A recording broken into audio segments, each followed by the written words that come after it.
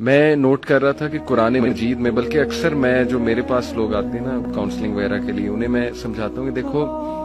قرآن میں کوئی بھی ایک سٹوری بھی ہوپ لیس نہیں ہے،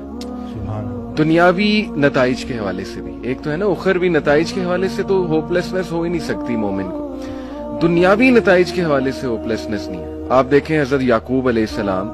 ان کا غم اس لیول کا تھا کہ اتنا روئے کہ اندھے ہو گئے، لیکن ایٹ دی اینڈ بیٹا بھی واپس ملا، بادشاہ بن کے واپس ملا، اور بینائی بھی واپس آئی۔ حضرت ایوب کا میں تفسیر پڑھ رہا تھا اکثر بھی، سورہ انبیاء میں کافی انبیاء کو اللہ تعالیٰ نے ڈسکس کیا ہے، اسماعیل اسلام، ذوالکفل، سلیمان، داؤد، سب کے بارے میں نا پھر اللہ کہتے ہیں کل من الصابرین، all of them were patient, اور اللہ تعالیٰ نے ان پہ رحمت کی۔ بہرحال تفسیر میں پڑھ رہا تھا کہ ایوب علیہ السلام کو اللہ نے بہت پین سے گزارا، یعنی وہ رو پڑے، اور انہوں نے کہا کہ ندا لگائی جب انہوں نے کہ انی مسنی الضر وانت ارحم الراحمین، کہ اے میرے رب تکلیف نے مجھے چھو لیا ہے اور تو بے شک تمام رحم کرنے والوں میں سے رحم کرنے والا ہے۔ تو لکھا ہوتا ہے تفسیر میں کہ the reason اللہ تعالیٰ made him go through all this tough time was to tell everyone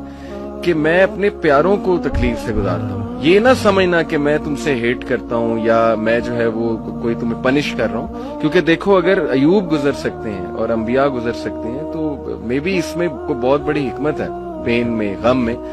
تو لیکن یہ کہ اینڈ میں ریلیف آیا۔ اللہ کہتے ہیں ہم نے اسے ریلیف دیا اپنے بندے کو، اس کے اولاد اسے واپس کی، وائف تو ساتھ تھی ہی لیکن ایک اولاد بچھڑ گئی تھی۔ اسی طرح آپ دیکھیں زکریا علیہ السلام اولاد نہیں تھی، رو پڑے۔ مریم علیہ السلام کو ایک دن دیکھا کہ ان کے پاس پھل ہیں، بے موسمی پھل ہیں، تو دل میں خواہش کی اور نماز میں اللہ سے دعا کی کہ اللہ اگر تو بے موسمی پھل دے سکتا ہے تو تو مجھے اولاد بھی دے سکتا ہے، تو اس پہ قادر ہے۔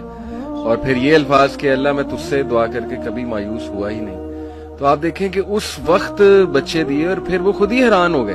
یعنی آپ انسان کی حالت دیکھیں، پہلے خود ہی دعا کی،